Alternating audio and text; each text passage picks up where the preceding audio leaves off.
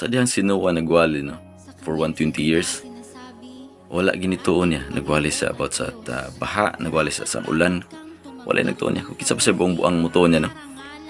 Nga, o may ulan na to, or may nagwali siya about sa grabe nga baha, pero o may sukad tuga ulan na to nga time. Na naigso, no?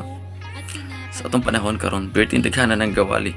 Gawali sa pulong sa Ginoo sa isa kaduhan niyang pagbalik. Gawali sa mga bus, sa mga jeep. Sa nasa gawali. Sa mga kadalanan, sa Facebook, even mga bata karon ginagamit na sa Ginoo para magwali. Pero daghan gyapon wa mo tuon ini. Naay nakadawat sa grasya, nakadawat sa mensahe sa Ginoo. Apan nauyog lang, giuyog sa pagsulay, giuyog sa mga kadautan aning kalibutan na. Nawala. Wa na mo simba, wa na wa na mo duol sa Ginoo. Nawala na sa Ginoo, na backslide. Na naigsoon na. Daghan ang gigamit sa Ginoo, daghan usab ang nawala diha sa Ginoo. Hallelujah.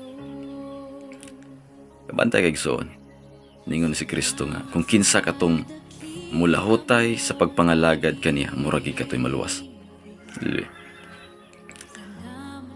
Ang gold, gina-forge ka ni igsoon.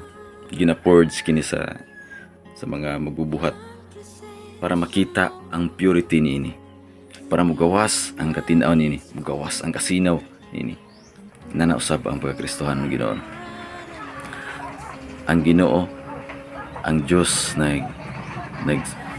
nag-purge nato para mugawas ang atong pagkabalaan, mugawas ang atong purity, mugawas ang atong pagka tinuod ng Kristohanon.